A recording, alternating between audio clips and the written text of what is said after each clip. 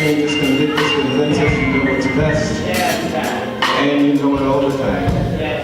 Have your way in this house to illuminate our minds, to impact our spirit.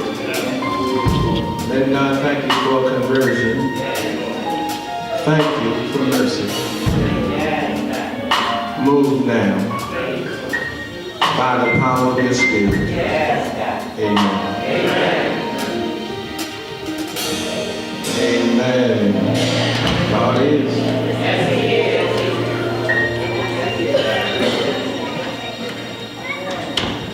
In 1 Corinthians, the 15th chapter, verse 33 says, be not deceived. Evil communication corrupts good manners. Amen. Amen.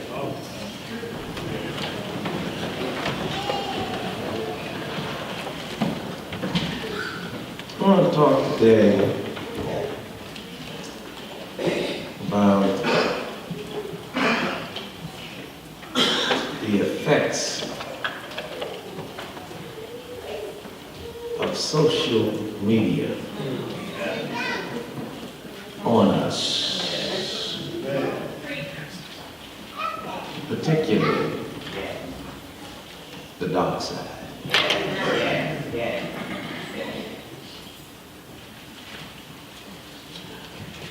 I want to argue today, not based on my opinion or public opinion, but on the Word of God. The Bible says, let God be true, and every man be a liar.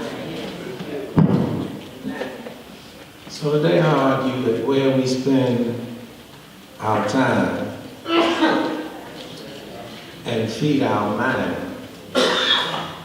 it has a direct effect on our character based on the company we keep. The company we keep will either help us or hurt us, take us up or take us down, make us winners, or make us into perpetual loser. Your current company is your greatest blessing or your biggest burden. Bible is clear that your company can produce good character, or it can corrupt your character. Proverbs 13:20 says, whosoever walk with wise men shall be wise, but he who has the companion of fools will suffer loss.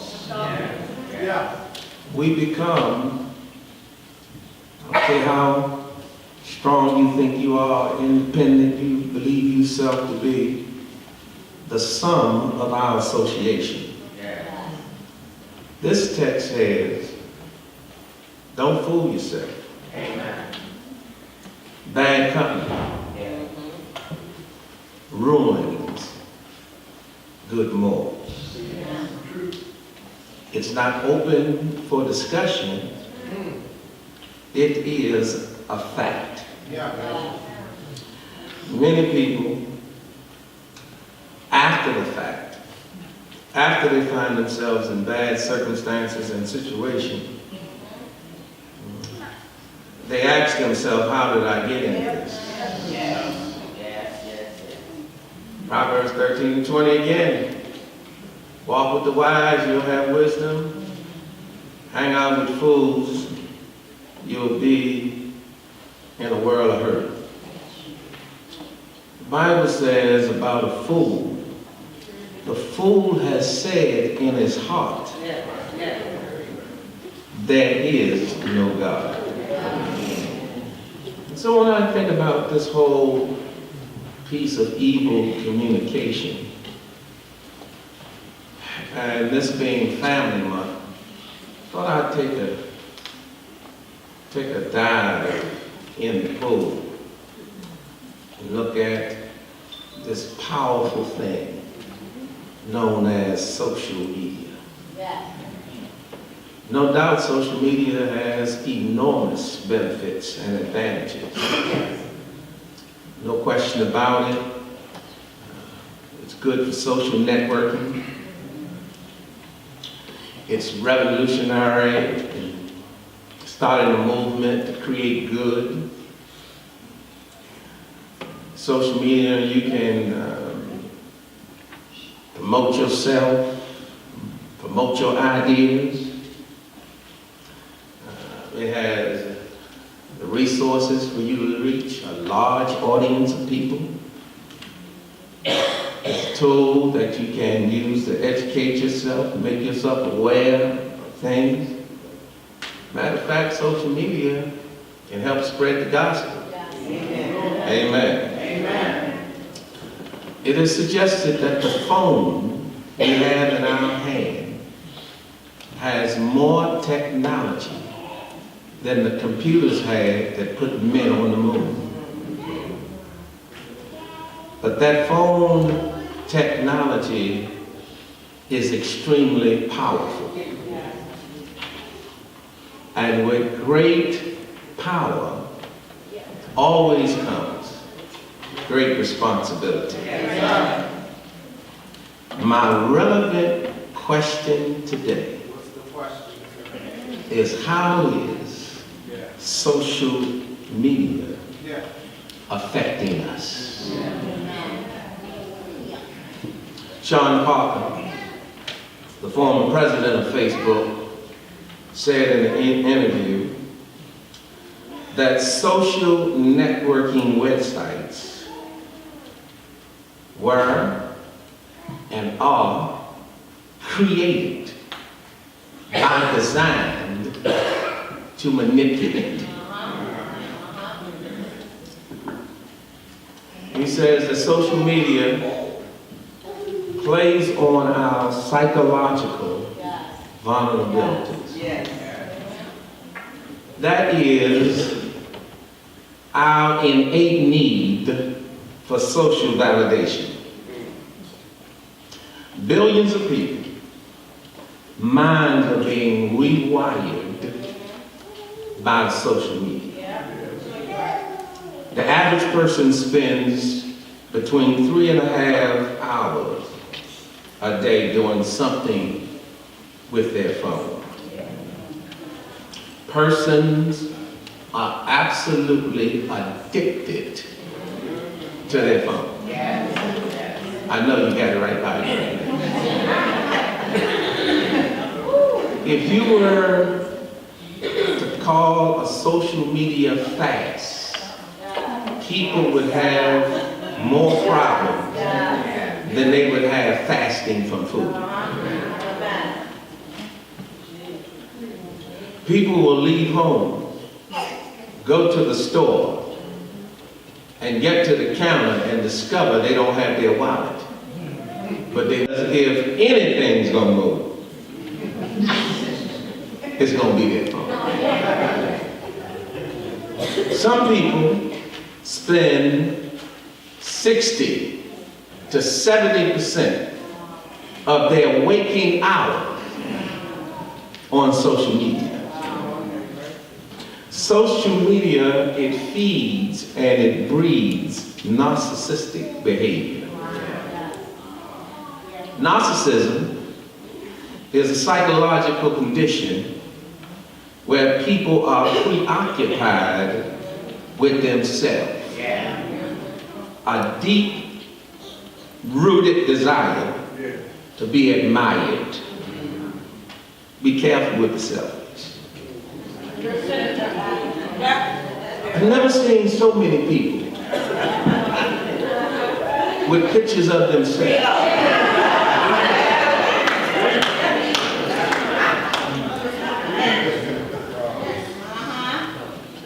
It's their screensaver. It's all over the place, like they've never seen themselves. Now watch out, because pride is a dangerous trait. The Bible says pride goes before a fall. That's what happened to Satan in Isaiah 14. How art thou fallen, O beautiful one? He said that I will exalt my throne above God's throne. I will be like the Most High God.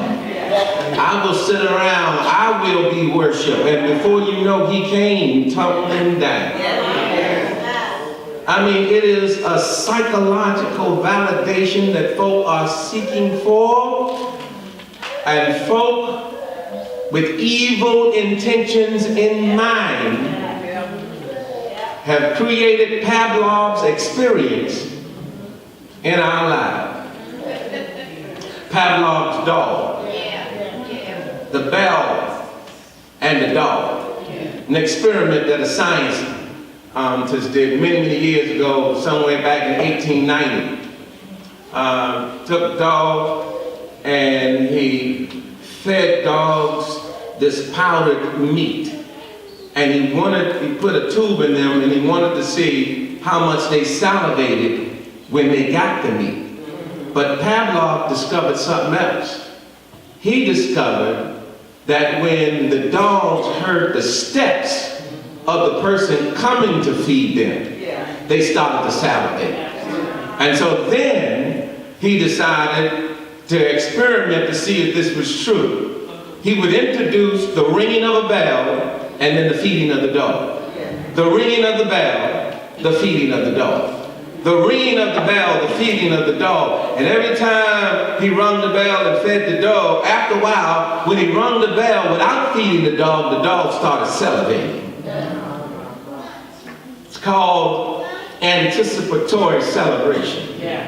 It's called psychic secretion. Facebook has created something they call a virtual reward. Amen. Something that releases dopamines into the brain. You know, on your phone, it got how many likes you got. It got how many followers you have. That phone has chimes and bings and this, that, and the other. And when you hear that, you get a little jolt of energy. Dopamine is a chemical in the brain that is created from some activity. Like people like smoking and drinking and gambling. All of this has an age limit, but there's no age limit to that cell phone. Amen. And what they have mastered is your cookies. Your cookies give them a psychological profile of what you like. It's not by chance what pops up on your phone pops up on your phone. They already know your likes. They know where you've been going. And so that phone has us like Pavlov's dog. Every time a bell rings, you gotta move, you gotta check, you gotta look. And it's not only that you gotta look, it's that you get a little jolt of excitement.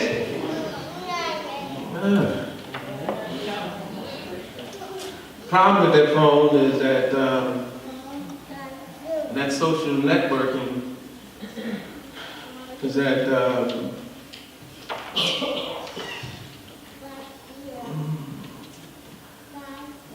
it produces premature exposure.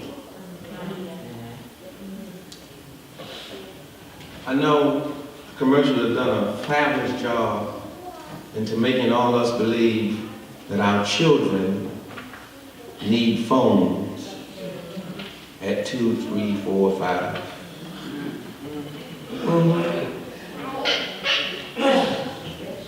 But the exposure our children can't handle.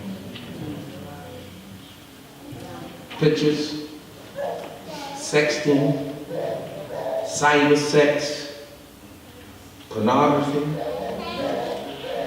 There's no longer a gatekeeper. When I grew up, there was a gatekeeper when it came to the phone. Gatekeeper was you had to watch what you were saying in your house on the phone, because somebody in another room might pick the phone up and catch you with the wrong kind of conversation. But now everybody has their own private little machine, and so there are no gatekeepers. Sexting and cyber sex can be defined as the act of sending explicit material through mobile phones and other communicative devices for sexual gratification. When I was a boy, we used to get something a little thicker than this, known as the Sears catalog.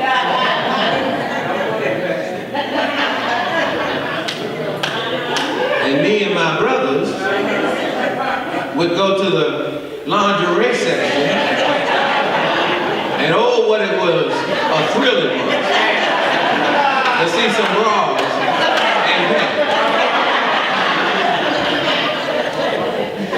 But these kids are exposed, and trust me, they go to these sites, they receive these messages, and they are ill-equipped to deal with this information at this age. And it is harmful. Jesus said, I don't say like the old folks say, don't commit adultery. I say, if you look and lust, you're already guilty. And Jesus ain't trying to kill your joy or spoil all of your fun. What he's trying to do is spare you of stuff you ain't ready to deal with. Because now that you have been exposed to all of this stuff premature, all of this fire that you don't know what to do with. You know, fire is a good thing in a fireplace. But a fire out of control will burn a whole building down, burn a block down, burn down a whole forest. And our kids are burning down their lives, fooling with social media. You get involved in social media, and God's trying to spare you from the loss of joy of school and college, trying to spare you from unwanted pregnancies, trying to spare you from teenage pregnancies, trying to spare you from sexually transmitted disease, AIDS virus and the like, trying to spare you from the pain of rejection, burden of being a single parent, thoughts of abortion, sleepless nights. Because when you get involved sexually, and these phones will take you there a lot earlier, you get involved, and you know once you send it, you can't get it back. And so they're sending pictures of themselves. Pictures. What's that called? Snapchat? That ain't it. When I can see you and you can see me. FaceTime. Oh, they're in their room showing more than their face. And what they don't quite understand is that once it goes out, you can't get it back. And baby, I know I promised I was going to be. I know you tagged it for your eyes only. But I can't keep that to myself. I got to show my homies what you done showed me. And then they got to show their homies. Next thing you know, you all over the internet. And we may have a pact while we cool. But what happens when we ain't cool no more?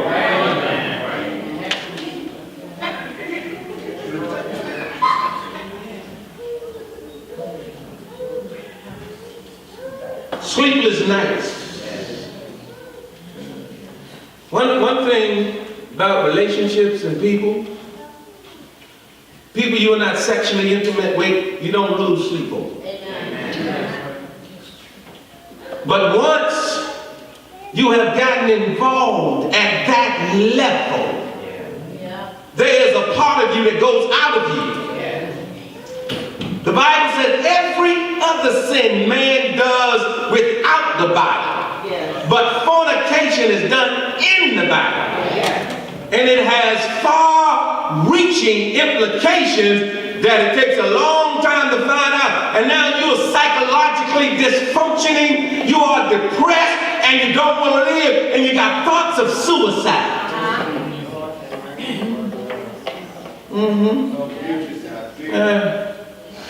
Yeah, you think you're ready, but you ain't ready. There ain't no gatekeeper. Amen. Social media and designers of social media, they know the more time you spend, the more money they make, and the more money they make, the more they hook you, and the more hooked you are, the longer you spend time. You can't even sleep. You can't even study. You're flunking out of school because you're spending time trying to keep up with the latest gossip, the latest garbage, the latest junk.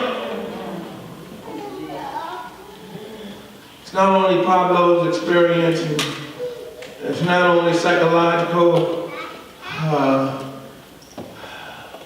damage being done, but then it leads to personal exclusions.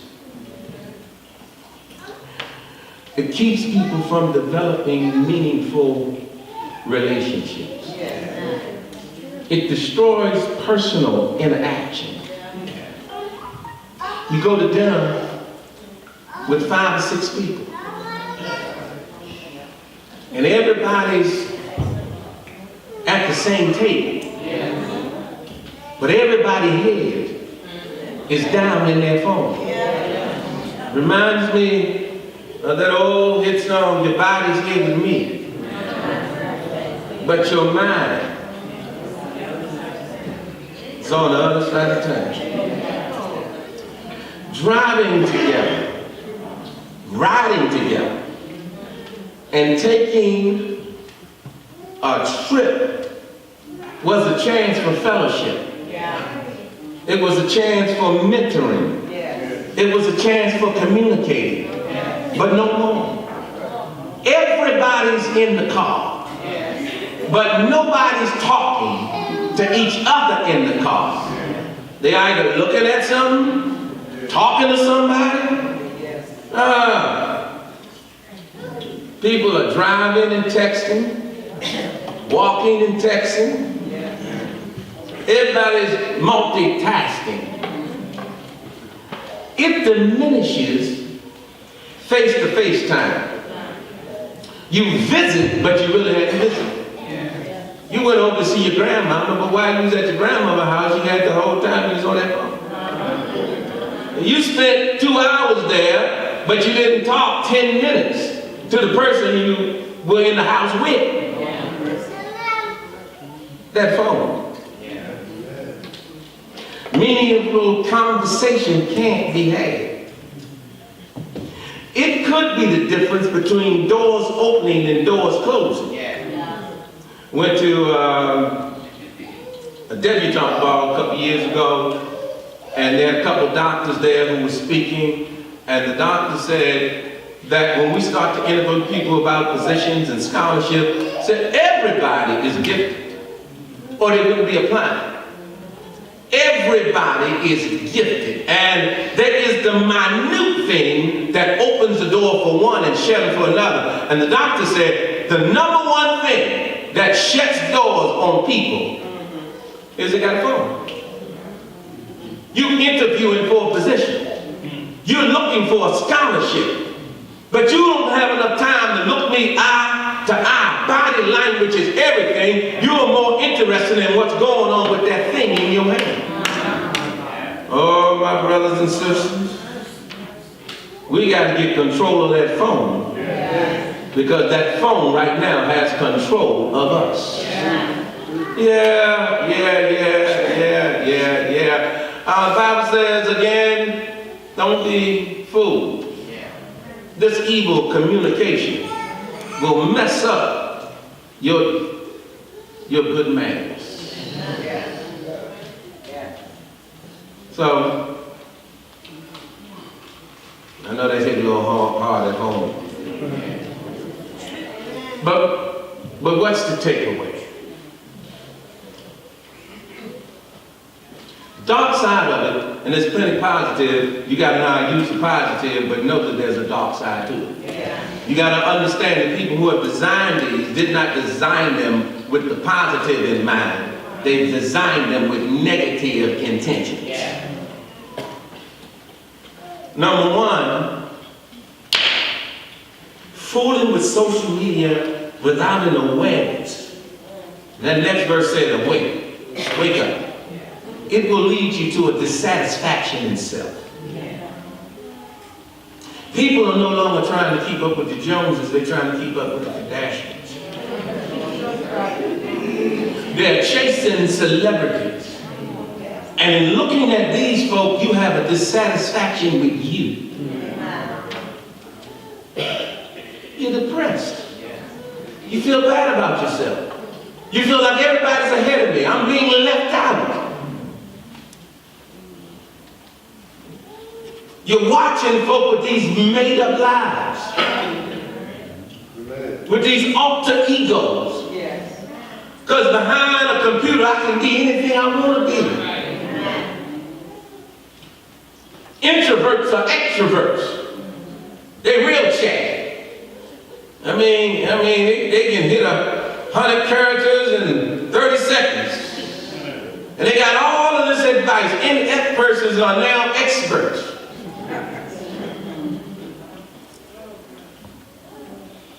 And looking at other folk on social media can mess around and mess you up. And most folk spend time trying to share with you their glory, but they have not told you their story. And so a lot of times you see folk at a certain place and you think you ought to be at that certain place, and before you know it, you can bring hurt and harm to yourself. Is the mic on?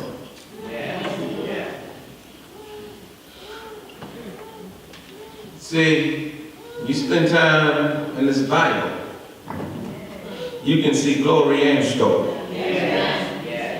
When you talk to Abraham, Abraham said, I'm rich, I'm loaded, I'm doing all right, but it wasn't always like that.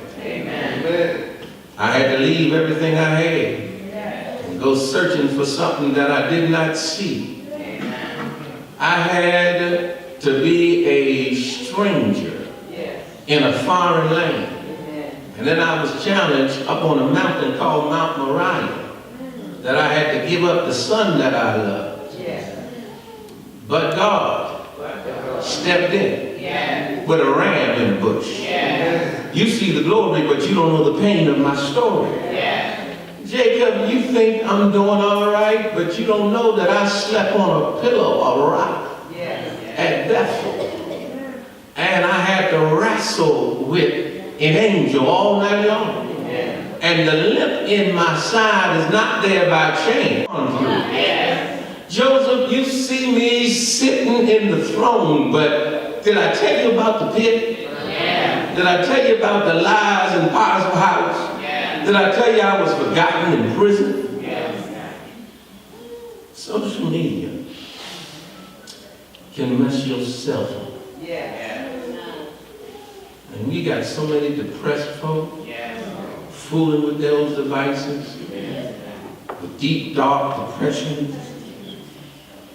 Second thing.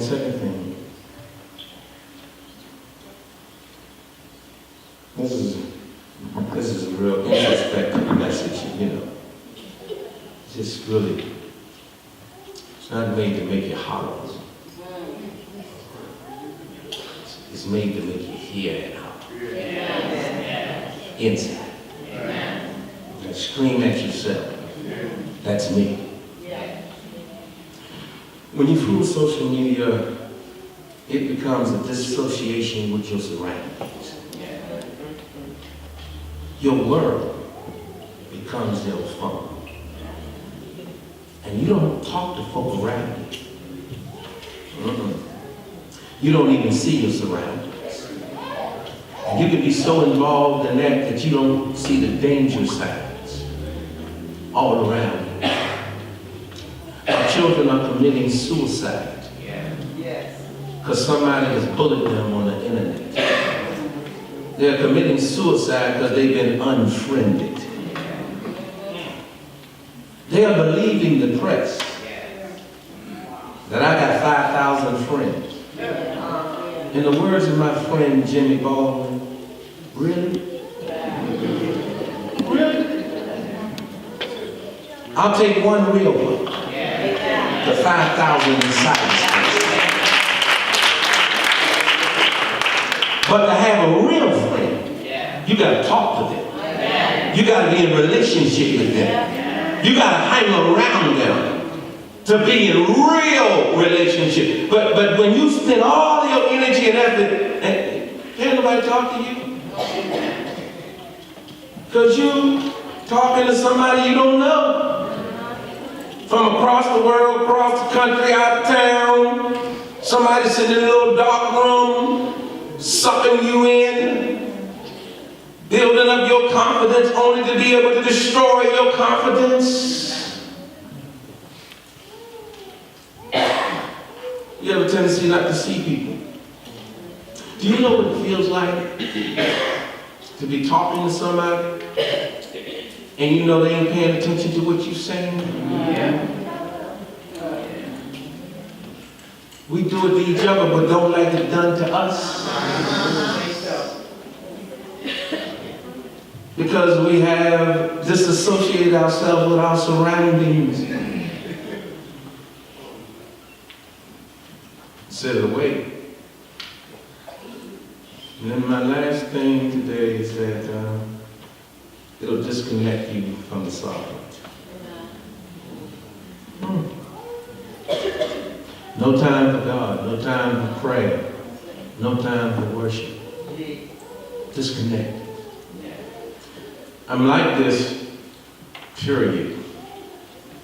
And in particular, when I'm in church. But I'm like this, period. If you come in my room and I'm watching something, you need to ask me to pause it before you start talking to me.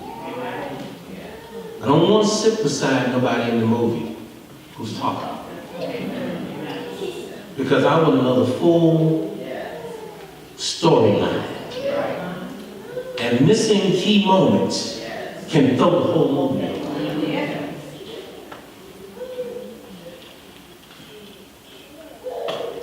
When I'm in church, I don't want you talking to me.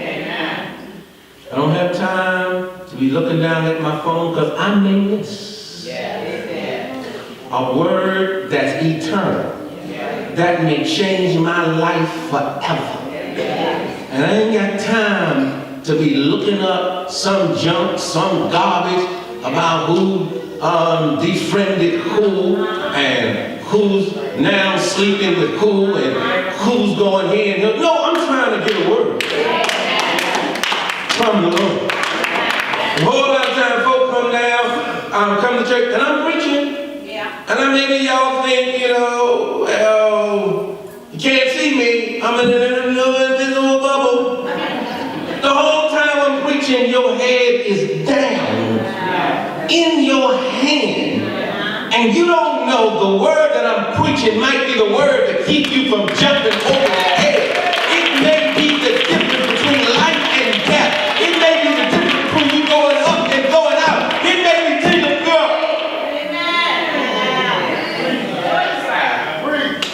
disconnected from the sovereign. Because the sovereign knows more than anybody on social media. God knows everything about you.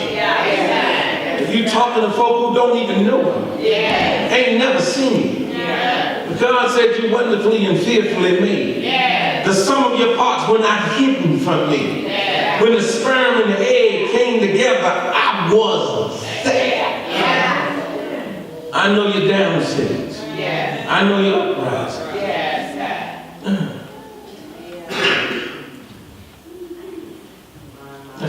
outside. Social media. It was designed to manipulate you. It was designed to play on our psychological vulnerability. Because everybody won't be liked. Everybody won't be known. But if you spend all your time in cyberspace, you'll never do the work it takes to have a meaningful relationship. And I say it again. I'll take one good friend over 5,000 so-called friends in cyberspace. Because when you get in trouble, they ain't coming to see about you. No. Be not deceived. Evil communication will corrupt you. It will corrupt you. And everything you can do, don't do it. Can I tell you something? You can't unsee what you saw. Some things you just are not going to see. You can't unsee what you already saw. Amen.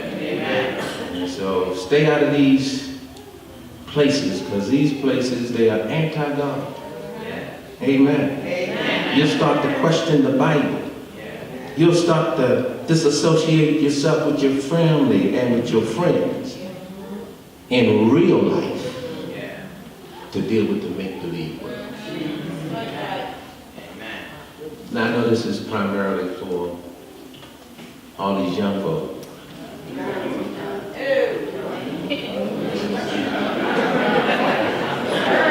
But I know some old folk. I'm so sorry, the First Lady ain't here to hear this one. She needs this one. Y'all get it. She's fascinated by social media. And then she tried to come and make me see it.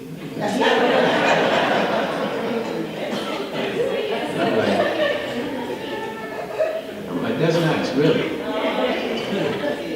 So-and-so had a baby by so-and-so, really.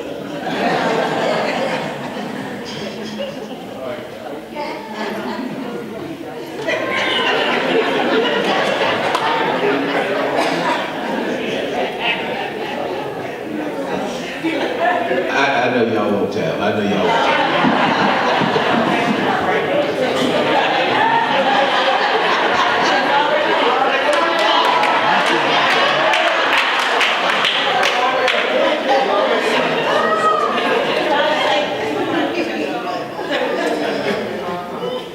So since this is family month,